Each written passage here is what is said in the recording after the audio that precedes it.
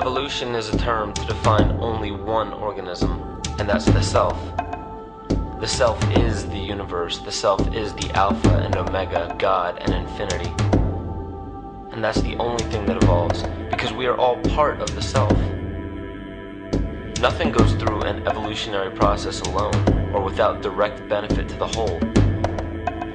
So when you begin to think that there's this controlling elite, this controlling hand behind the curtains leading the planet to destruction, when you think the end is near, the apocalypse, Armageddon, and when you think we as a species are doomed, it is not they, it is you that brought this about.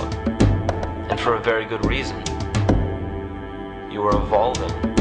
Stop blaming everybody and everything else. Quit panicking about global tyranny and natural disaster and pay attention. Because the world is telling you something, is telling you exactly what is wrong with you and how to fix it.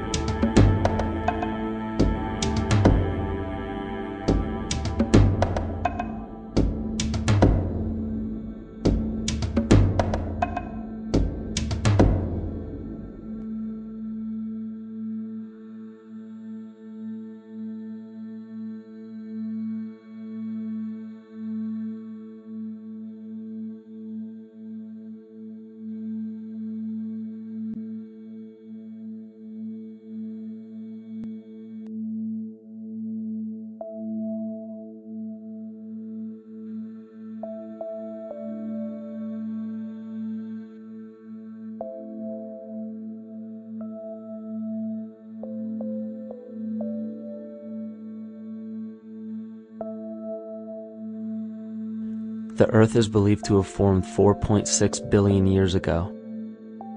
Within the first 150 million years, it began cooling and releasing gases from the lithosphere, which created the earliest forms of the Earth's atmosphere.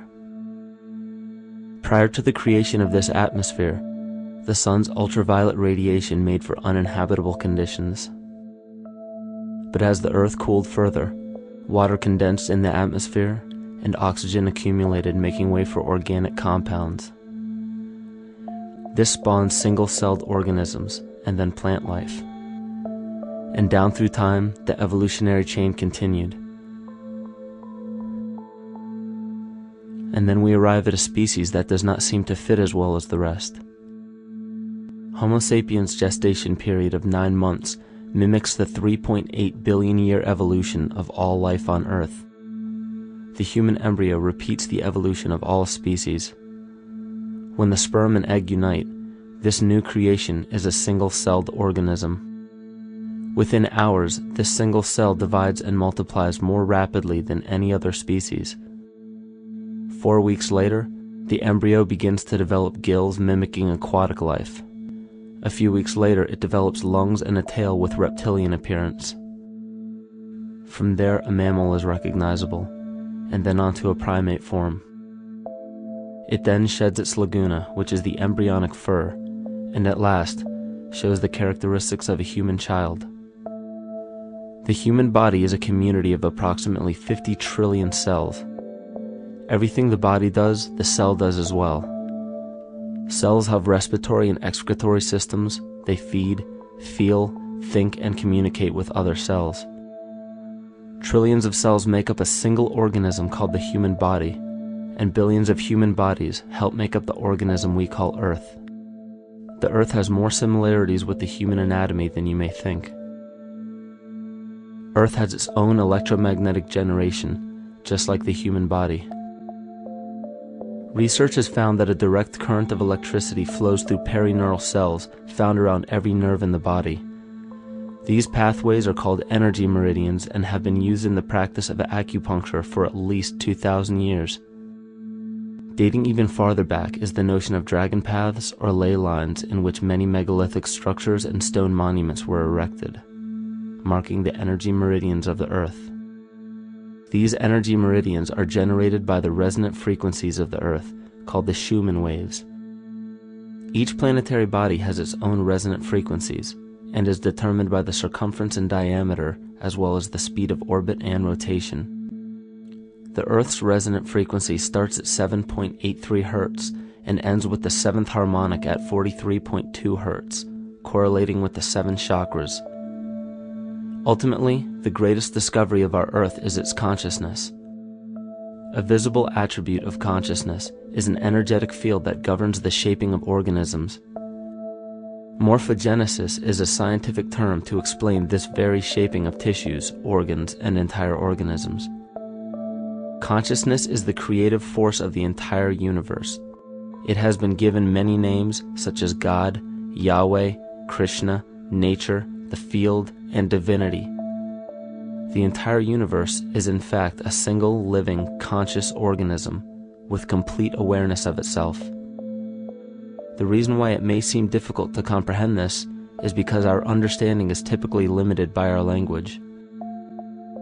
When we hear the term conscious organism, we tend to anthropomorphize its definition. By giving it human qualities, we mistakenly look past what an organism truly is in the first place.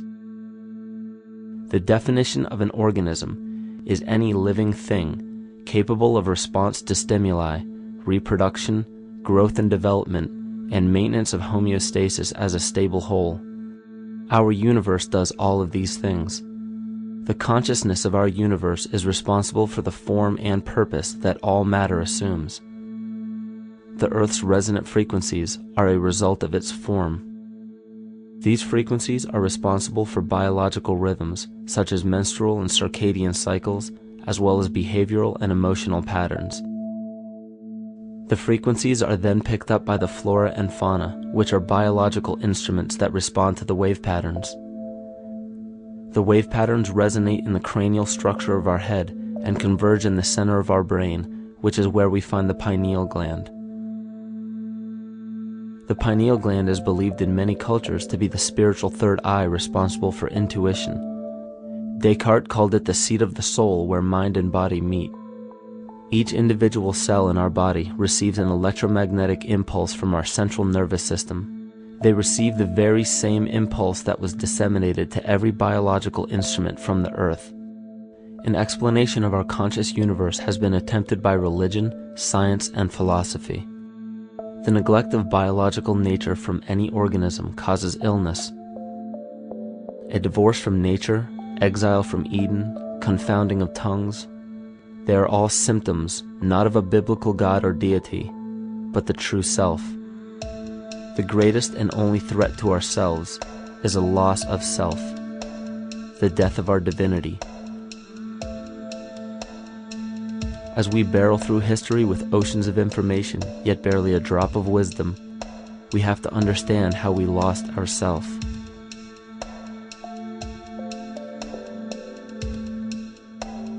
In sacred texts and ancient scriptures left by our ancestors, we find an incredible link between stories of creation, a great flood, the war of the gods, the Messiah dying for the sins of man, end-time prophecies, and similar characters. These correlations show up in myths from cultures that supposedly had no contact with one another due to distance in geography and time.